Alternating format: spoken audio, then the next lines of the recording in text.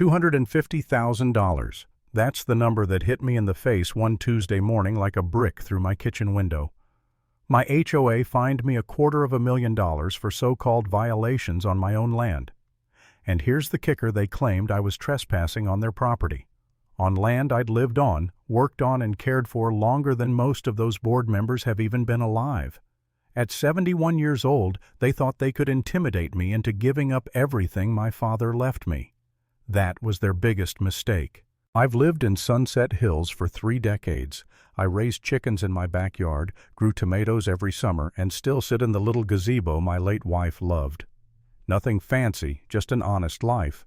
But lately this neighborhood's been filling up with million-dollar mansions, polished driveways, luxury cars, and a homeowners association run by one queen bee named Sophia Blackstone, the type of woman who's probably never been told no in her entire life.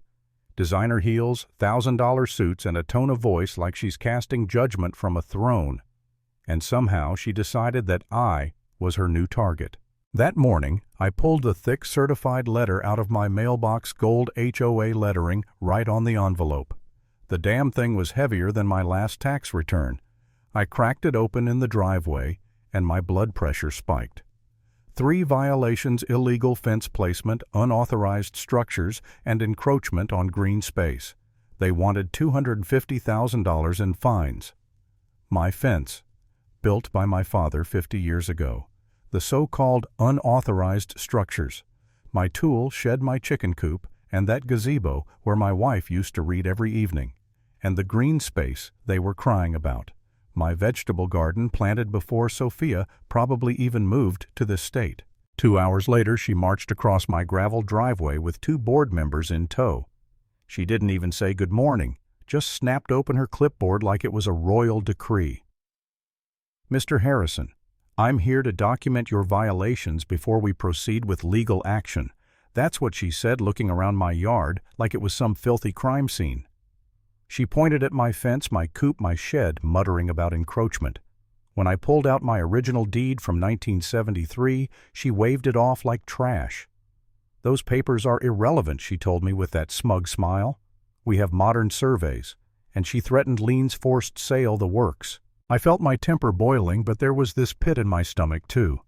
She had the board, the suits, the expensive lawyers. I was just one old man with chickens.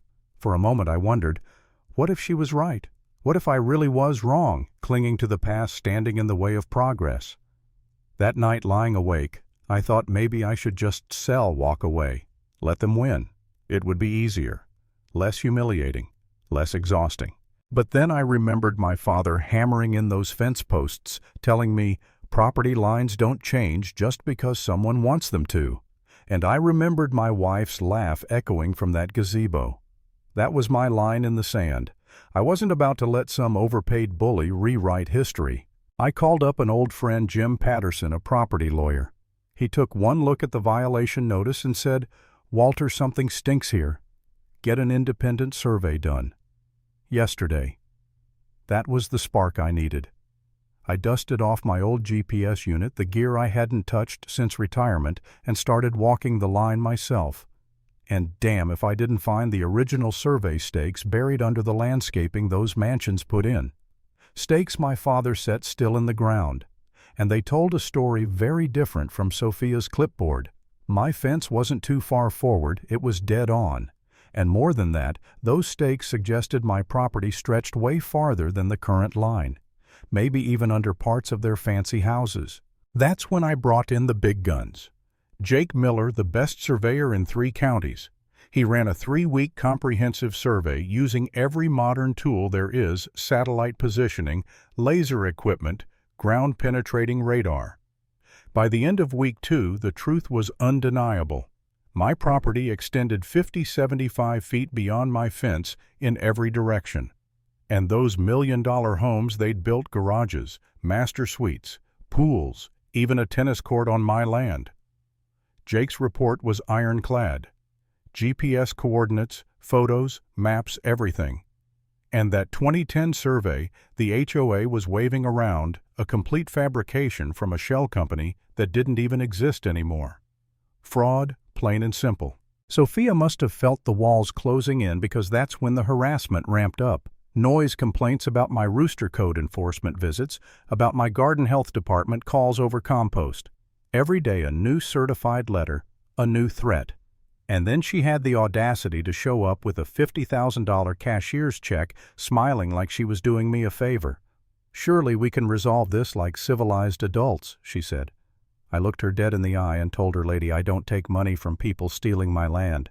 The board called an emergency HOA meeting expecting to crush me in front of the whole neighborhood. The community center was packed that night, cars lined up like it was a county fair. Sophia sat up front in her tailored suit, flanked by attorneys with briefcases that probably cost more than my truck. They presented photos of my yard, quoted bylaws, painted me as a senile old man disturbing their perfect neighborhood. Folks in the audience nodded along. I could feel the weight of their judgment, and for a second my hands shook. Maybe this really was at the end. But then it was my turn. I set up Jake's laptop plugged into their projector and let the evidence do the talking. First slide a drone photo of the neighborhood with bright red GPS lines showing the real boundaries. The gasp in that room, I'll never forget it. Those red lines cut right through Sophia's pool, Nathan's garage, Elena's master suite. Slide after slide, structure after structure, all sitting squarely on my land. I turned to Sophia and said, "Mrs. Blackstone, that $300,000 pool, that's my backyard." Her face drained of color in seconds. The room erupted, neighbors whispering, some angry, some stunned. Betty stood up, confirming she'd seen crews moving the original stakes during construction. Other longtime residents chimed in. The lawyers tried to argue GPS wasn't reliable, that old deeds didn't matter. I held up my GPS unit, showed the live coordinates matched perfectly to the original stakes. Math doesn't lie, I told them, and property deeds don't expire because someone builds a fancy house. The board members panicked, making phone calls on the spot. Residents shouted, the meeting dissolved into chaos. But I packed up calmly, knowing the truth was finally out. No amount of spin could bury those red lines glowing across their million-dollar dreams. From there, the fight moved to court. 8 long months of motions, depositions, expert witnesses. Sophia threw everything at me: fraud claims, elder abuse accusations, emotional distress suits. The media picked it up, painting me as David against a neighborhood full of Goliaths. My legal bills drained savings I'd meant for my grandkids. Some nights I thought about giving in, but every time I'd walk to that fence line, look at the mansions sprawling onto my land, and my resolve hardened. The trial was brutal. Their expert tried to undermine GPS technology, saying satellites drift, boundaries evolve over time. Jake dismantled him with live demonstrations, satellite confirmations, and 40 years of surveying knowledge. Jane, my attorney, hammered the fake survey, exposing forged signatures. Impossible coordinates, a company that didn't even exist. Betty testified about watching crews move my fence line during construction. Piece by piece, their case crumbled. When Sophia took the stand, she stumbled through cross-examination, unable to explain the fraudulent survey or why they never contacted me before, slapping me with fines. The jury saw right through her. And when Judge Chen delivered the verdict, her words felt like thunder. GPS surveys verified by licensed professionals are binding. Recorded deeds supersede HOA bylaws. Ownership confirmed. The land was mine, all of it. The courtroom erupted. Sophia's empire collapsed in seconds. The consequences were devastating for them. Each board member was ordered to either pay rent for the parts of their home sitting on my land or demolish them.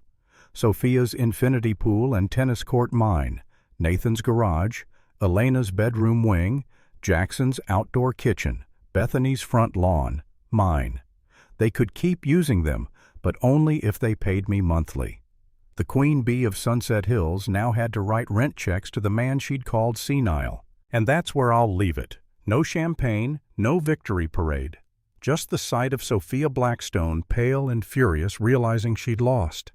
That the land she tried to steal was never hers and never would be. Property lines don't change just because rich people want them to.